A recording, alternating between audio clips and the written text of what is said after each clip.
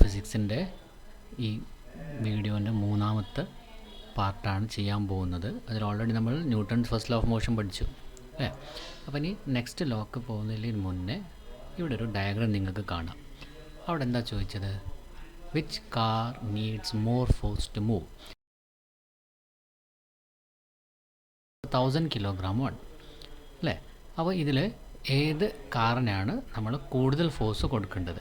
800 kilogram mass വരുന്ന കാറിനാണോ അല്ലെങ്കിൽ 1000 kilogram mass വരുന്ന കാറിനാണോ? നമുക്കറിയാം മാസ് കൂടുമ്പം നമ്മൾ എക്സേർട്ട് ചെയ്യുന്ന ഫോഴ്സ് കൂടുതലായിരിക്കും അല്ലേ. അതിപ്പം എന്ത് കേടായ വണ്ടിയാണെന്ന് വിചാരിക്കുക. അപ്പം നമ്മൾ കൂടുതൽ ഫോഴ്സ് എപ്പോഴും കൊടുക്കേണ്ടത് മാസ് കൂടിയ ഒരു സബ്സ്റ്റൻസിനായിരിക്കും. അപ്പം ഒരു സൈക്കിളാണ് നമ്മൾ പുഷ് ചെയ്യണമെങ്കിൽ നമുക്കൊരു കാറിന് കൊടുക്കേണ്ട അത്ര ഫോഴ്സ് കൊടുക്കേണ്ട ആവശ്യമില്ല അല്ലേ. അത് നമുക്ക് ഓൾറെഡി അറിയുന്ന കാര്യമാണ്. അപ്പോൾ ഇതിൻ്റെ ബേസ് ചെയ്തിട്ടാണ് നമ്മൾ നെക്സ്റ്റ് സ്റ്റെപ്പ് അല്ലെങ്കിൽ നെക്സ്റ്റ് ലോയിലേക്ക് പോകുന്നത്. ഓക്കെ, അപ്പം സെക്കൻഡ് ലോ എക്സ്പ്ലെയിൻ ചെയ്യുന്നതിന് മുന്നേ നിങ്ങൾക്ക് അറിയുന്ന ഒരു അല്ലെങ്കിൽ അറിഞ്ഞിരിക്കേണ്ട ഒരു ടേമാണ് മൊമെൻറ്റം എന്ന് പറഞ്ഞാൽ എന്താണ്. ഓക്കെ, അപ്പം മൊമെൻറ്റം എന്ന് പറഞ്ഞു കഴിഞ്ഞാൽ ഫിസിക്സിൽ നമ്മളൊരു മൂവിങ് ഒബ്ജക്ട്സ് അത് മൂവ് ചെയ്യുന്ന സമയത്ത് അതിൻ്റെ ഒരു ബിഹേവിയർ എങ്ങനെയായിരിക്കും.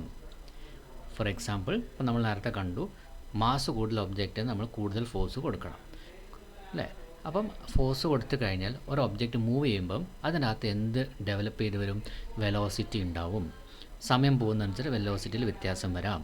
വെലോസിറ്റി മാറുമ്പം അതിനകത്ത് ആര് ജനറേറ്റ് ആവും? ആക്സിലറേഷൻ ജനറേറ്റ് ആവും അല്ലെങ്കിൽ ആക്സിലറേഷൻ ഉണ്ടാവും. ഇങ്ങനെയാണ് ഈ ഫിസിക്കൽ ക്വാണ്ടിറ്റീസ് ബന്ധപ്പെട്ട് കിടക്കുന്നത്. ഇപ്പോൾ ഒരു ഒബ്ജക്റ്റ് റെസ്റ്റിലുള്ള ഒബ്ജക്റ്റ് നമ്മൾ മൂവ് ചെയ്യിപ്പിച്ചു. ഇപ്പോൾ കാറൊക്കെ ആണെങ്കിൽ എഞ്ചിനാണ് മൂവ് ചെയ്യാൻ സഹായിക്കുന്നത്. മൂവ് ചെയ്യുമ്പം അതിനകത്ത് ഓട്ടോമാറ്റിക്കലി എന്തുണ്ടാവും? വെലോസിറ്റി വരും. വെലോസിറ്റി വന്നു കഴിഞ്ഞാൽ വെലോസിറ്റിയിൽ വ്യത്യാസം വരാം. വെലോസിറ്റിയിൽ വ്യത്യാസം വരുമ്പം പെർ യൂണിറ്റ് ടൈം ആണെങ്കിൽ അതിന് കൂടെ നമ്മൾ ടൈമും കൂടി കൺസിഡർ ചെയ്യുകയാണെങ്കിൽ അവിടെ ആക്സിലറേഷനും വന്നു അല്ലേ. അവിടെ ആക്സിലറേഷനും വന്നു. അപ്പം മൂവ് ചെയ്യുന്ന ഒബ്ജക്റ്റിൻ്റെ ബിഹേവിയറിനെ പറ്റി നമുക്ക് മനസ്സിലാക്കാൻ സഹായിക്കുന്ന ഒരു ഫിസിക്കൽ ക്വാണ്ടിറ്റിയാണ് എന്ത്? മൊമെൻറ്റം എന്ന് പറയുന്നത്. മൊമെൻറ്റം. ഓക്കെ, അപ്പം മൊമെൻറ്റം എന്താണ്? Quantity of motion an object has. എത്രത്തോളം മോഷൻ ഈ ഒബ്ജക്റ്റിനുണ്ട്. വളരെ ഫാസ്റ്റായിട്ടാണ് പോകുന്നത്, വളരെ സ്ലോ ആയിട്ടാണ് പോകുന്നത്, മീഡിയം ലെവലിലാണ് പോകുന്നത്. ഈ കാര്യങ്ങളൊക്കെ നമുക്ക് മനസ്സിലാക്കി തരാനുള്ള ഒരു ഫിസിക്കൽ ക്വാണ്ടിറ്റിയാണ് എന്ത്? മൊമെൻറ്റം എന്ന് പറയുന്നത്. ഈ മൊമെൻറ്റം രണ്ട് വേറെ ഫാക്ടേഴ്സ് നമ്മൾ ഡിപ്പെൻഡൻ്റ് ആണ്. ഒന്ന് ഒബ്ജക്റ്റിൻ്റെ മാസ് എത്രയാണോ, ആ ഒബ്ജക്റ്റിൻ്റെ വെലോസിറ്റി എത്രയാണോ, ഈ രണ്ട് കാര്യത്തിന് മുകളിലാണ് മൊമെൻറ്റം എന്ന് പറയുന്ന ഫിസിക്കൽ ക്വാണ്ടിറ്റി ഡിപ്പെൻഡ് ചെയ്യുക. അപ്പം മാസ് വെലോസിറ്റി അതിൻ്റെ കുറവായിരിക്കും, ഉറപ്പല്ലേ. അതേപോലെ മാസ് കുറഞ്ഞ ഒബ്ജക്റ്റ് ആണെങ്കിൽ കുറഞ്ഞ ഫോഴ്സ് മതി, വെലോസിറ്റി കൂടുതലായിരിക്കും.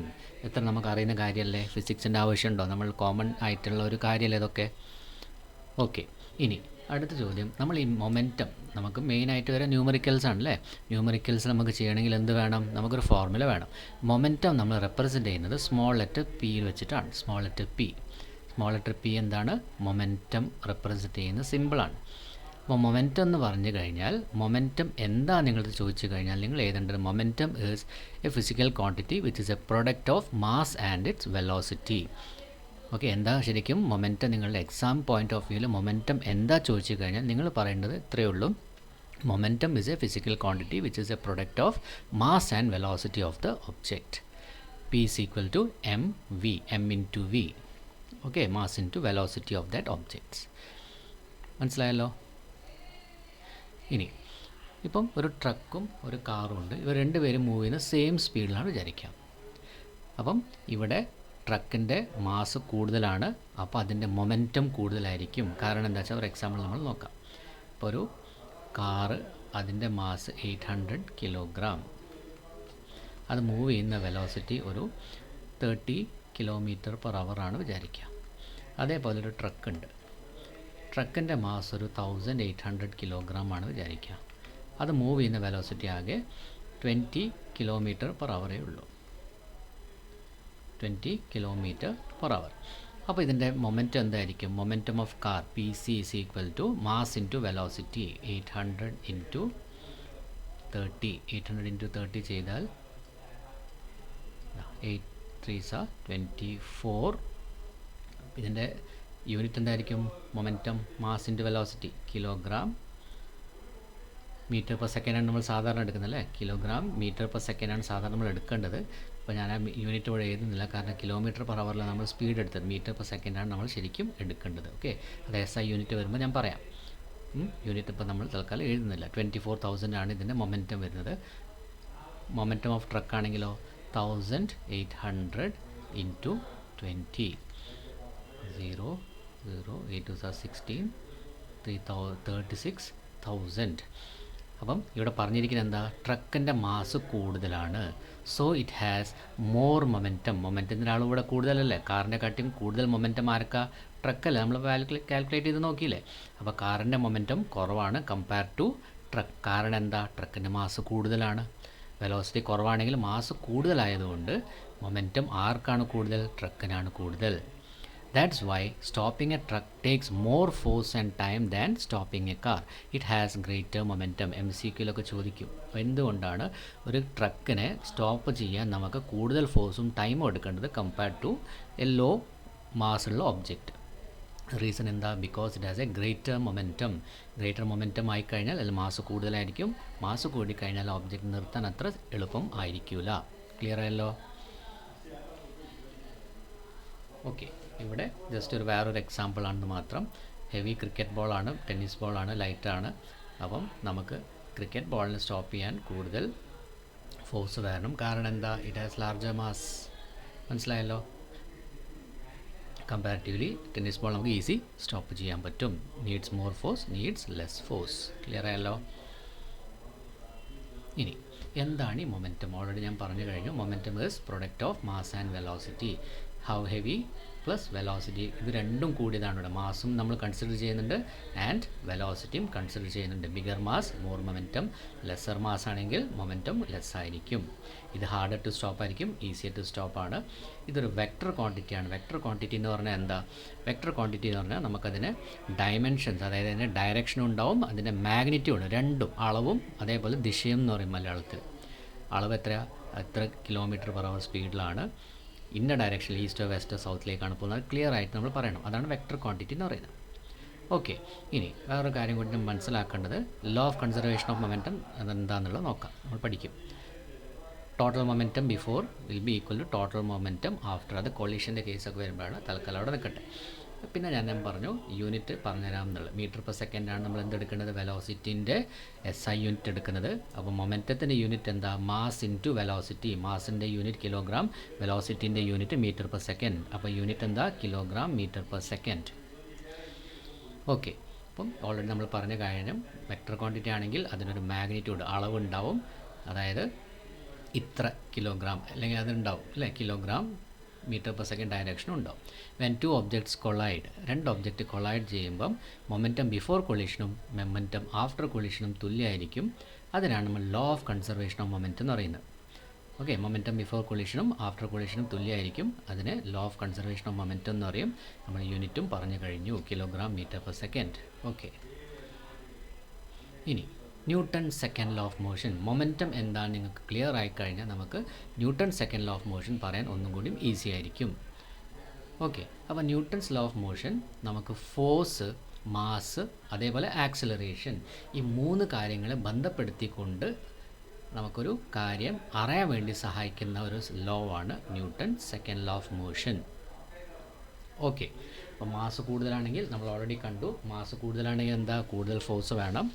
കൂടുതൽ ഫോഴ്സ്, ആക്സലറേഷൻ അത്ര സ്പീഡാവോ? ഇല്ല അല്ലേ. മാസ് കൂടുമ്പം നമ്മൾ ഫോഴ്സ് യൂസ് ചെയ്യുമ്പോൾ കുറച്ചൊരു ആക്സലറേഷൻ കുറവായിരിക്കും. പക്ഷേ കൂടുതലാണെങ്കിൽ മാസ്, അതായത് നമ്മളുടെ കൊടുക്കുന്ന എന്താ പറയുക, മാസ് കുറവാണെങ്കിൽ ഫോഴ്സ് കുറവ് മതി, ആക്സലറേഷൻ കൂടുതലായിരിക്കും. ഓക്കെ, ഇത്രയും കാര്യങ്ങൾ ഇവിടെ മനസ്സിലാക്കിയ ശേഷം നമുക്ക് Newton second law of motion എന്താണെന്ന് പറയാം. Newton second law of motion എന്താണെന്ന് നോക്കാം.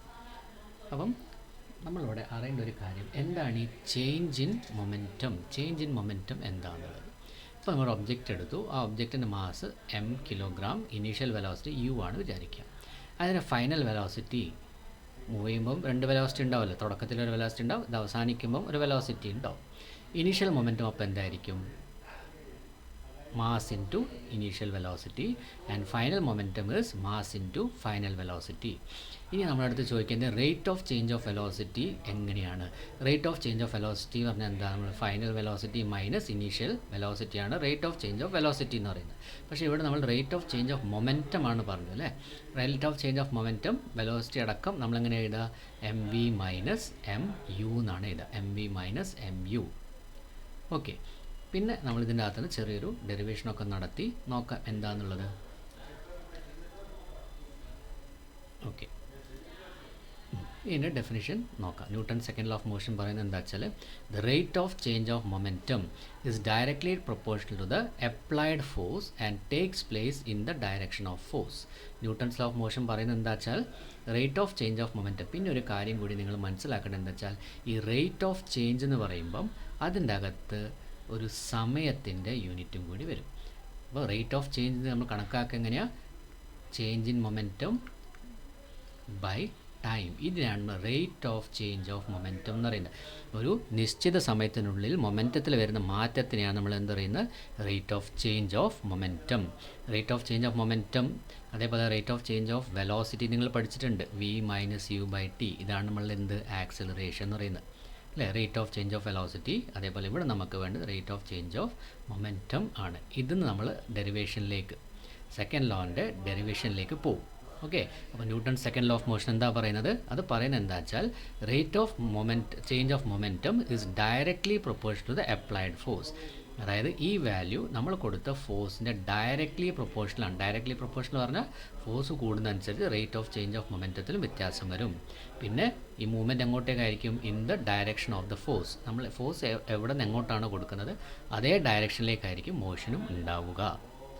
ക്ലിയർ ആയല്ലോ? ഇനി ഇതാണ് ഇപ്പം പറഞ്ഞ സ്റ്റേറ്റ്മെൻറ്റിൻ്റെ അർത്ഥം. F is directly proportional to change in momentum by time taken. ഇനി ഇതിൻ്റെ ഡെറിവേഷൻ നമ്മൾ പഠിച്ചു വെക്കാം. അതെങ്ങനെ വരുന്നത് വെച്ചാൽ എഫ് ഈസ് ഈക്വൽ ടു മാത്സിൻ്റെ റൂൾ അറിയാമല്ലോ. നമുക്ക് ഈ പ്രൊപ്പോർഷണാലിറ്റി സൈൻ ഇത് വെച്ചിട്ട് നമുക്ക് പ്രോബ്ലംസ് ഒന്നും ചെയ്യാൻ പറ്റില്ല. അപ്പോൾ മാത്സിൽ ഫിസിക്സിൻ്റെ റൂൾ എന്താ വെച്ചാൽ അവിടെ നമ്മളൊരു കോൺസ്റ്റൻറ്റ് വാല്യൂ ഇട്ട് കൊടുക്കും. ആ കോൺസ്റ്റൻറ്റ് നമ്മൾ എന്താക്കി വിചാരിക്കുക? കെ എന്ന് വിചാരിക്കുക. F is equal K into change in momentum. ഇവിടെ നമ്മൾ എഴുതിയിരുന്നു എന്താണ്? M V minus M U by T ആണ് വരും. M V minus M U by T. പക്ഷേ രണ്ടിലും എം കോമൺ ആയതുകൊണ്ട് നമ്മൾ എന്ത് ചെയ്യും? F is equal K into എമ്മിനെ പുറത്തേക്ക് എഴുതി കഴിഞ്ഞാൽ നമുക്കറിയാം എം ഇൻറ്റു വി ആണ് എം വി. അതേപോലെ എം ഇൻറ്റു യു ആണ് എന്ത്? M U. എന്നിട്ട് ഹോൾ ഡിവൈഡഡ് ബൈ ടി. നേരത്തെ മുകളിൽ കാണിച്ചിരുന്നു ഈ ടേം എന്താ? V minus U by T എന്ന് പറഞ്ഞാൽ ആക്സലറേഷൻ അല്ലേ? അപ്പോൾ നമ്മളിവിടെ എഴുതും but V minus U by T change in velocity rate of change of velocity is acceleration A. എന്താണ്? ആക്സലറേഷനാണ്. ആക്സലറേഷൻ. അപ്പോൾ നമ്മളുടെ ഇക്വേഷൻ ഒന്ന് ഇങ്ങനെയായി മാറി. F is equal to K M into A. Here K നമ്മളെപ്പോഴും എടുക്കുന്നത് എങ്ങനെയാണെന്ന് വെച്ചാൽ കെ ഈസ് ഈക്വൽ ടു 1 വരുന്ന രീതിയിലാണ് കെൻ്റെ വാല്യൂ നമ്മൾ എടുക്കുക. Or K is equal 1. ഇത് നമ്മൾ യൂണിറ്റി എന്ന് പറയും. 1ൻ്റെ വാല്യൂ യൂണിറ്റി ആണെങ്കിൽ അല്ലേ? യൂണിറ്റി എന്നും പറയും 1 എന്നും പറയും. അപ്പോൾ കെ യൂണിറ്റി ആണെങ്കിൽ ഇത് നമുക്കിവിടെ എഴുതേണ്ട ആവശ്യമില്ലല്ലോ. ഇല്ല. അപ്പോൾ നമ്മളുടെ ഫൈനൽ ഇക്വേഷൻ എന്താ വരുന്നത്? Force is equal to mass into acceleration. ഇതാണ് ന്യൂട്ടൺ സെക്കൻഡ് ലോ. അപ്പോൾ ന്യൂട്ടൺ സെക്കൻഡ് ലോ എന്താണ് നമുക്ക് പറഞ്ഞതെന്ന് ചോദിച്ചു കഴിഞ്ഞാൽ നിങ്ങൾ എഴുതേണ്ടത് it show the relation between force mass and acceleration. ഫോഴ്സിൻ്റെയും മാസിൻ്റെയും ആക്സലറേഷൻ്റെ റിലേഷൻ കാണിക്കുന്നതാണ് എന്ത്? Newton second law of motion. അപ്പം ഫോഴ്സ് അനുസരിച്ച് ആക്സലറേഷൻ എന്ത് വ്യത്യാസം വരും അത് കാണിച്ച് തരുന്ന ഒരു ലോ ആണ് എന്ത്? Newton second law of motion. Clear ആയല്ലോ?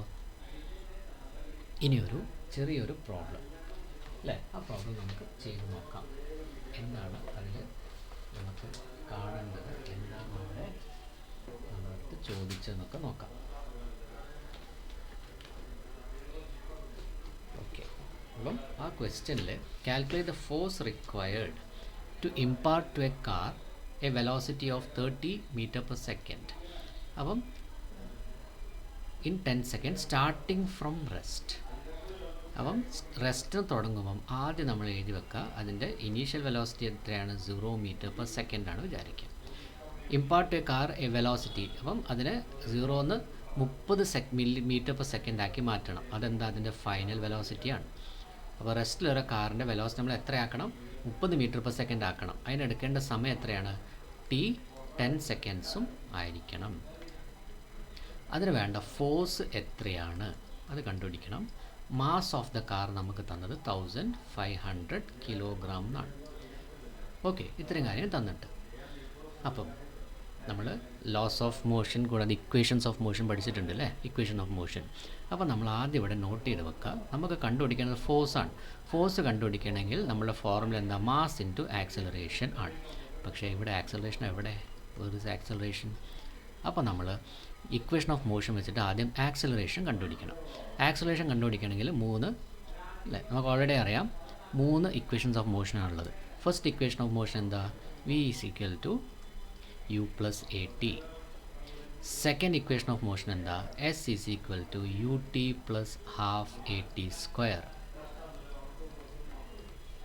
തേർഡോ V square minus U square is equal to 2as. ഇങ്ങനെ 3 ഇക്വേഷൻസ് ഓഫ് മോഷൻ ഉണ്ട്. നമുക്ക് കണ്ടുപിടിക്കേണ്ടത് എ ആണ്. അപ്പോൾ ഇതിൽ ഏത് ഇക്വേഷൻ യൂസ് ചെയ്തിട്ട് നമുക്ക് എ കണ്ടുപിടിക്കാം?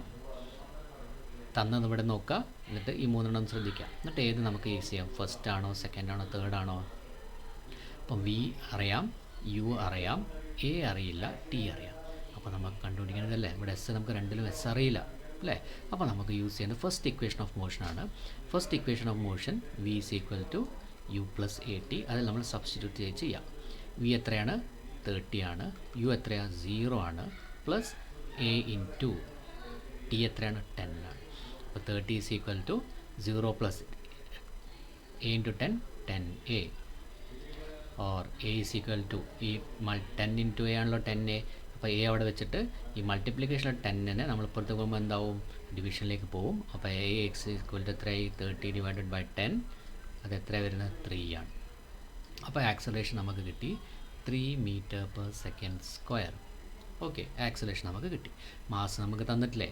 അപ്പോൾ force is equal to mass into acceleration എന്ന ഫോർമുലയിൽ നമ്മൾ മാസ് എത്രയാണ്? 1500 ആണ്. 1500 ഇൻറ്റു നമുക്കിപ്പോൾ കിട്ടിയ ആക്സലറേഷൻ എത്രയാണ്? 3 ആണ്. ഓക്കെ, ആക്സലറേഷൻ എത്ര കിട്ടിയത്? 3 ആണ് വരുന്നത്.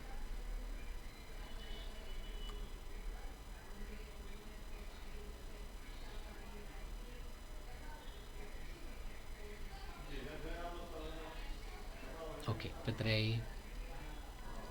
4500 ന്യൂട്ടൺ. ഓക്കെ, 4500 ന്യൂട്ടൺ ആണ് എന്ത്? നമ്മളുടെ ഇതിൻ്റെ ആൻസർ വരുന്നത്. ക്ലിയർ ആയല്ലോ എന്താണെന്നുള്ളത്? 4500 ന്യൂട്ടൺ. ഇത് ജസ്റ്റ് ഒരു ന്യൂമറിക്കൽസ് നിങ്ങളെ കൊണ്ട് ചെയ്യിപ്പിച്ചെന്ന് മാത്രം. ക്ലിയർ ആയല്ലോ നമ്മൾ എങ്ങനെയാണ് ചെയ്തതെന്നുള്ളത്? ഓക്കെ, ഇനി Newton's third law of motion. അപ്പോൾ ഈ ചിത്രത്തിൽ നിങ്ങൾക്ക് എന്താ കാണാൻ സാധിക്കുന്നത്? ഒരാൾ ഒരു പശുവിനെ അയാളുടെ അടുത്തേക്ക് വലിക്കുന്നുണ്ട്. അതേസമയം പശു എന്ത് ചെയ്യുന്നുണ്ട്? ആ മനുഷ്യനെ ആ പശുവിൻ്റെ നേരയിൽ വലിക്കുന്നത്. ഇതന്നെ നമ്മൾ ടഗ് ഓഫ് വാറിൽ നടക്കുന്നില്ലേ? 2 ടീം ഉണ്ടെങ്കിൽ 2 പേരും പരസ്പരം അങ്ങോട്ടും ഇങ്ങോട്ടും ഉന്തും. എന്നിട്ട് ആർക്കാണോ കൂടുതൽ ശക്തിയുള്ളത് ആ ടീം ജയിക്കും. ടഗ് ഓഫ് വാറിൽ അങ്ങനെയാണ്. അപ്പോൾ ഇവിടെ നമ്മൾ ഈ ലോസ് ഓഫ് മോഷൻ പഠിക്കുമ്പം ആ മനുഷ്യൻ ഈ പശുവിനെ വലിക്കുന്നതാണ് മനുഷ്യനെ സംബന്ധിച്ചോളം എന്ത്? ആക്ഷൻ ഫോഴ്സ് എന്ന് പറയുന്നത്. ഈ പശു ആ മനുഷ്യൻ്റെ മുകളിൽ തിരിച്ചൊരു ഫോഴ്സ് എക്സെർട്ട് ചെയ്യും. ആ ഫോഴ്സ് നമ്മൾ എന്താ പറയാതെ? Reaction force. കമ്പയർഡ് ടു ആരെയാണ്? മനുഷ്യനാണ്. അപ്പോൾ മനുഷ്യനാണ് നമ്മൾ പോയിൻ്റ് ഓഫ് ഒബ്സർവേഷൻ എടുക്കണമെങ്കിൽ മനുഷ്യൻ അവിടെ കൊടുക്കുന്ന ഫോഴ്സ് ആക്ഷൻ ഫോഴ്സും, നേരെ മറിച്ച് അതിന് എഗെയിൻസ്റ്റ് ആയിട്ട് ആ കൗ എക്സേർട്ട് ചെയ്യുന്ന ഫോഴ്സ് റിയാക്ഷൻ ഫോഴ്സ് എന്ന് പറയും. അപ്പം എന്തൊരു സാധനമാണെങ്കിലും ഫിസിക്സിലത്തെ ഈ Newton's third law of motion പ്രകാരം അവിടെ ഒരു കാര്യം നിങ്ങൾ മനസ്സിലാക്കുക, ഓരോ ആക്ഷനും അതിൻ്റേതായിട്ടുള്ള ഈക്വൽ ആൻഡ് ഓപ്പോസിറ്റ് റിയാക്ഷൻ ഉണ്ടാവും. Four every action there is an equal and opposite reaction. നമ്മളുടെ സ്വഭാവമാണെങ്കിൽ, നല്ല സ്വഭാവമാണെങ്കിൽ നമുക്ക് ഇങ്ങോട്ട് തിരിച്ച് കിട്ടുന്നത് എന്തായിരിക്കും? നല്ല കാര്യം തന്നെയായിരിക്കും. നമ്മൾ കുറച്ച് റൂഡായിട്ട് സംസാരിക്കുകയാണ്, നമുക്ക് തിരിച്ച് വരുന്ന റിയാക്ഷൻ ഫോഴ്സ് എന്തായിരിക്കും? റൂഡ് തന്നെയായിരിക്കും, റൂഡിറ്റി ആയിട്ട് തന്നെയായിരിക്കും വരുന്നത്. നോർമൽ ലൈഫും ഫിസിക്സിലും പറയുന്ന കോൺസെപ്റ്റൊക്കെ സെയിം തന്നെ. ഓക്കെ, ആക്ഷൻ ഫോഴ്സ് അനുസരിച്ച് റിയാക്ഷൻ ഫോഴ്സും ഉണ്ടാവും. തല്ലുള്ള രീതിയിൽ വർത്തമാനം പറഞ്ഞാൽ തിരിച്ചങ്ങോട്ട് തന്നെ നമുക്കും കിട്ടും അല്ലേ? അത് ഓർമ്മിക്കാം. Okay, four every action there is an equal and opposite reaction. ഇനി ഈ ആക്ഷൻ ഫോഴ്സും റിയാക്ഷൻ ഫോഴ്സിൻ്റെ എക്സാമ്പിൾസും അതിൻ്റെ കുറച്ച് റിയൽ ലൈഫ് എക്സാമ്പിൾസാണ് തന്നത്. നമ്മളൊരു ബോളിനെ കിക്ക് ചെയ്ത് ആ ബോൾ പോയിട്ടൊരു ചുമര് തട്ടി തിരിച്ചു വരുന്നുണ്ട്. അതിൻ്റെ കാരണം എന്താ? ആ ബോളിൻ്റെ മുകളിൽ ഒരു ഫോഴ്സ് എക്സേർട്ട് ചെയ്യും, അതേസമയം ബോളും ബോളിൻ്റെ മുകളിൽ ഫോഴ്സ് എക്സേർട്ട് ചെയ്യുന്നതുകൊണ്ടാണ് ഇത് ബൗൺസ് ബാക്ക് ചെയ്ത് വരുന്നത്. ഓക്കെ, അതാണ് റിയാക്ഷൻ ഫോഴ്സ്. ബോള് നമ്മളെ പുഷ് ചെയ്യുന്നുണ്ട്, നമ്മളൊരു വാളിനെ പുഷ് ചെയ്യുമ്പോൾ ബോളും തിരിച്ച് നമ്മളുടെ ബോഡിയിലൊരു ഫോഴ്സ് എക്സേർട്ട് ചെയ്യും, പക്ഷെ നമ്മളിതൊന്നും അറിയുന്നില്ല എന്ന് മാത്രം. ഓക്കെ, നമുക്ക് ശരിക്കും അറിയാൻ പറ്റുന്നത് സ്വിമ്മിങ് ചെയ്യുമ്പോൾ, നമ്മൾ സ്വിമ്മ് ചെയ്യുമ്പോൾ വെള്ളത്തിൻ്റെ മുകളിലൊരു ഫോഴ്സ് എക്സേർട്ട് ചെയ്യുമ്പോൾ വെള്ളം തിരിച്ച് നമ്മളുടെ മുകളിലൊരു ഫോഴ്സ് എക്സേർട്ട് ചെയ്യുന്നുണ്ട് ഓപ്പോസിറ്റ് ഡയറക്ഷനിലേക്ക്. അതുകൊണ്ടാണ് നമുക്ക് സ്വിമ്മ് ചെയ്യുമ്പോൾ കുറച്ചൊരു ബുദ്ധിമുട്ട് വരുന്നത്. ഇനി റോക്കറ്റ് ലോഞ്ച് ചെയ്യുന്ന സമയത്ത് പുകയൊക്കെ വരുന്ന കാണുനിങ്ങൾ അടിയിൽ കൂടെ അല്ലേ, ആ ഫ്യൂവൽ ബേൺ ചെയ്തിട്ട് പുക വന്നിട്ടാണ് റോക്കറ്റ് മുകളിലേക്ക് പോകുന്നത്. അപ്പോൾ ഈ ആക്ച്വലി റോക്കറ്റ് എങ്ങനെയാണ് മുകളിൽ പോകുന്നത് എങ്ങനെയാണെന്ന് വെച്ചാൽ അതിൻ്റെ ഏറ്റവും താഴ്ന്ന ലെവലിൽ ഫ്യൂവൽ ബേൺ ചെയ്യുമ്പം അത് large amount of smoke generate ചെയ്യും. ആ സ്മോക്ക് നിലത്തൊരു ഫോഴ്സ് എക്സേർട്ട് ചെയ്യുമ്പം നിലം എന്ത് ചെയ്യുന്നുണ്ട്? ആ റോക്കറ്റിന് മുകളിൽ ഓപ്പോസിറ്റ് ഡയറക്ഷനിലൊരു ഫോഴ്സ് എക്സേർട്ട് ചെയ്യുന്നുണ്ട് അല്ലേ. അപ്പോൾ ഇത് ഫ്യൂവൽ ബേൺ ചെയ്യുമ്പോൾ താഴോട്ടേക്കായിരിക്കും എന്ത് വരുന്നത്? ഒരു ഫോഴ്സ് വരുന്നത്. അതേസമയം നിലം ഒരു റിയാക്ഷൻ ഫോഴ്സ് തിരിച്ച് ഈ റോക്കറ്റിന് മുകളിൽ എന്ത് ചെയ്യും? എക്സേർട്ട് ചെയ്യും. അതുകൊണ്ടാണ് റോക്കറ്റ് എന്തിനാണ് ടേക്ക് ഓഫ് ചെയ്ത് പോകുന്നത്. ക്ലിയർ ആയല്ലോ? നമ്മളൊരു ബോട്ടിൽ നിന്ന് കരയിലേക്ക് ചാടാണ് വിചാരിക്കുക, അല്ലെങ്കിൽ ചാടുമ്പോൾ അപ്പോൾ നമുക്ക് കരയിലേക്ക് ജമ്പ് ചെയ്യാൻ സാധിക്കുന്നത് ബോട്ട് നമ്മളുടെ മുകളിലൊരു ഫോഴ്സ് എക്സേർട്ട് ചെയ്യും. അതേ സമയത്ത് നമ്മൾ ബോട്ടിന് മുകളിലൊരു ഫോഴ്സ് എക്സേർട്ട് ചെയ്യുമ്പോൾ ബോട്ട് പുറകോട്ടേക്ക് പോകും. ഓക്കെ, അവിടെ നമ്മൾ ബോട്ടിൽ നിന്ന് പുറത്തേക്ക് ചാടുന്നതാണ് എന്ത്? Action force. നമ്മളുടെ ഫോഴ്സ് കാരണം ബോട്ട് പുറകോട്ട് പോകുന്നതാണ് എന്ത്? Reaction force. ക്ലിയർ ആയല്ലോ? അപ്പം എവിടെ നോക്കിക്കഴിഞ്ഞാൽ നമുക്കൊരു ആക്ഷൻ ഫോഴ്സും കാണാം, റിയാക്ഷൻ ഫോഴ്സും കാണാം. ക്ലിയർ ആയല്ലോ? ഇനി നമ്മൾ പഠിച്ച 3 ലോസിൻ്റെ ഒരു സമ്മറി എന്താണെന്ന് നോക്കാം. അപ്പോൾ ഫസ്റ്റ് ലോ ഓഫ് മോഷൻ നമ്മൾ ലോ ഓഫ് ഇനേർഷ്യ എന്ന് പറയും. ഇനേർഷ്യ എന്ന് പറയുന്നത് എന്താ? ഒരു ബോഡീൻ്റെ ടെൻഡൻസിയാണ്. ഒന്നെങ്കിൽ റെസ്റ്റ് തന്നെ കഴിയുക, അല്ലെങ്കിൽ മൂവ്മെൻറ്റ് തന്നെ അങ്ങോട്ട് കണ്ടിന്യൂ ചെയ്ത് പോവുക. അതാണ് ഇനേർഷ്യ എന്ന് പറയുന്നത്. Unless A force acts on it, ഒരു എക്സ്റ്റേണൽ ഫോഴ്സ് അതിൻ്റെ മുകളിൽ ആക്ട് ചെയ്യുന്നത് വരെ അത് എങ്ങനെയാണോ ഉണ്ടായിരുന്നത് അതേപോലെ തുടരുക. അതാണ് ലോ ഓഫ് ഇനേർഷ്യ അല്ലെങ്കിൽ ഫസ്റ്റ് ലോ ഓഫ് മോഷൻ എന്ന് പറയുന്നത്. സെക്കൻഡ് ലോ ഓഫ് മോഷൻ നമ്മൾ പഠിച്ചത് എന്താ? Force is equal to mass into acceleration. Third law of motion, for every action there is an equal and opposite reaction. അപ്പം ഇവിടെ നമ്മൾ first law of മോഷനിൽ പഠിച്ചത് എന്താ വെച്ചാൽ ഫോഴ്സ് നമ്മൾ കൊടുക്കുമ്പോൾ എന്താണ് സ്റ്റേറ്റ് ഓഫ് മോഷന് സംഭവിക്കുന്നത് നമുക്കവിടെ മനസ്സിലായി.